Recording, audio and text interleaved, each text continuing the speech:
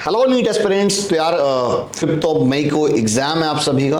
All the best, exam अच्छे से दो। और ये वीडियो है complete what is Ayush counselling.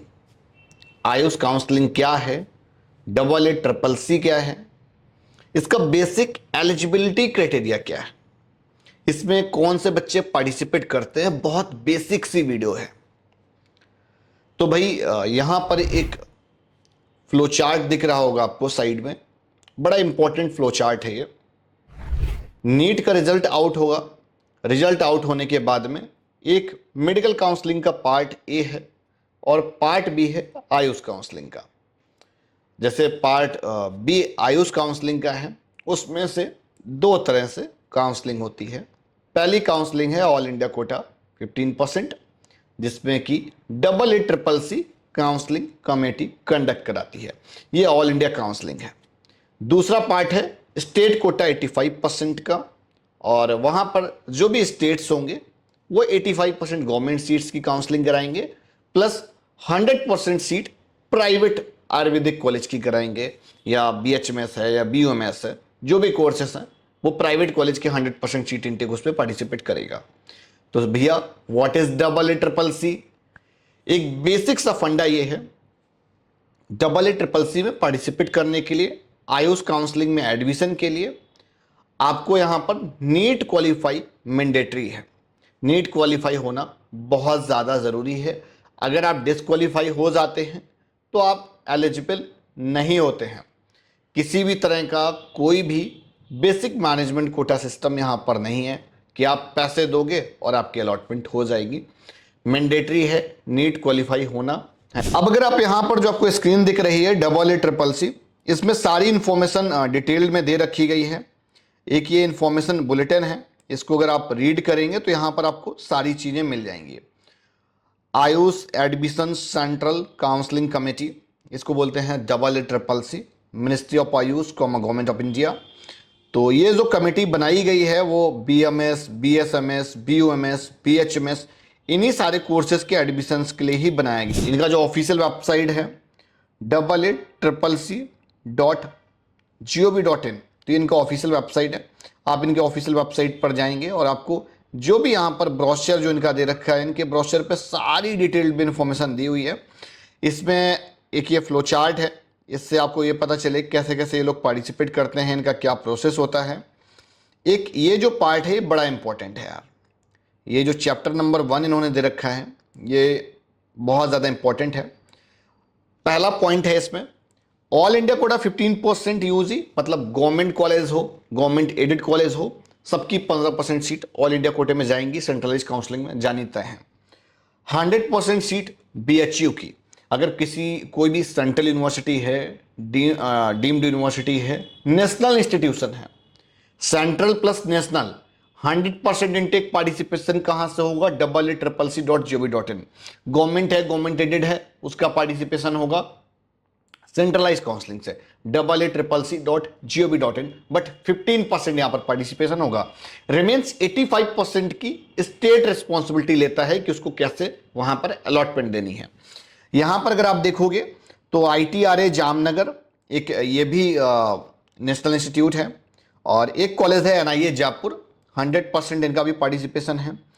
100% seat BHMS की है, NIH कोलकाता वेस्ट बंगाल का है।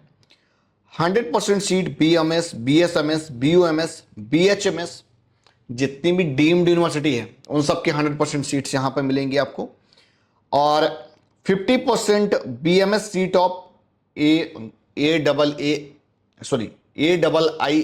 गोवा लास्ट ईयर ओपन हुआ था, और 50% सीट BSMS जो NIS चेन्नई है, 50% सीट अलीगढ़ मुस्लिम यूनिवर्सिटी, मतलब इनके लिए रिजर्व्ड है यहाँ पे।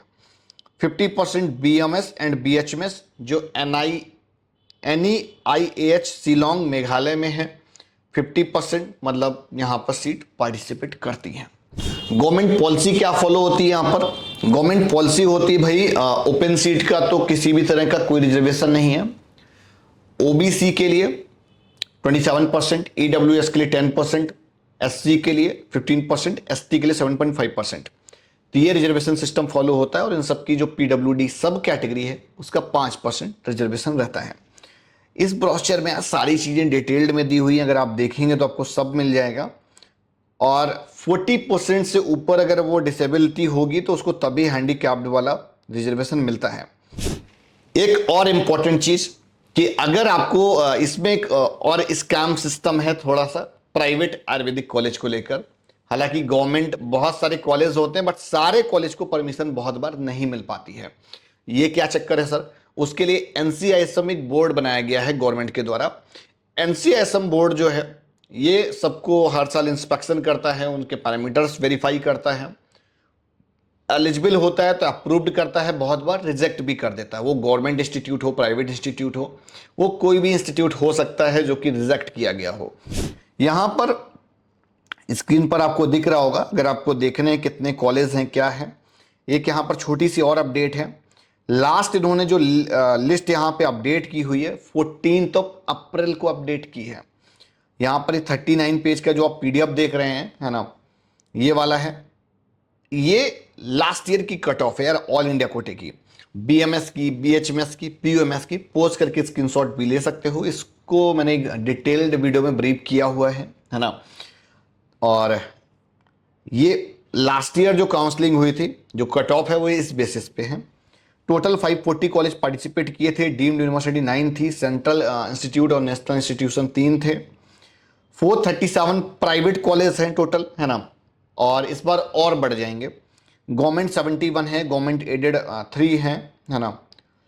लगभग गवर्नमेंट एडेड और जितने भी महाराष्ट्र में ग्रैंड इन एडेड करके हैं वो 13 के अप्रोक्स हैं। तो टोटल 540 कॉलेज है ना। अगर आप इसको ये वाला पार्ट हटा दोगे प्राइवेट का तो कितने कॉलेज यहाँ पर पार्टिसिपेट किए हुए थे? लगभग 103 कॉलेज पार्टिसिपेट किए थे। अगर आप प्राइवेट डीम्ड यूनिवर्सिटी हटा देंगे तो 94 कॉलेज बीएमएस के थे, जो कि गवर्नमेंट एडेड और सेंट्रल इंस्टीट्यूशंस इनका पार्टिसिपेशन था, जिसमें ACCC के थ्रू काउंसलिंग हो रही थी। ये वीडियो बहुत इन्फॉर्मेटिव थी। होप सो वीडियो पसंद आई होगी। वीडियो पसंद आई हो तो लाइक करिएगा, चैनल को सब्सक्राइब करिएगा और यार इसको आप शेयर भी करिएगा। मिलता है नेक्स्ट वीडियो में फिर किसी नई जानकारी, किसी नया अपडेट डेटा रिसर्च के साथ में। Bye bye.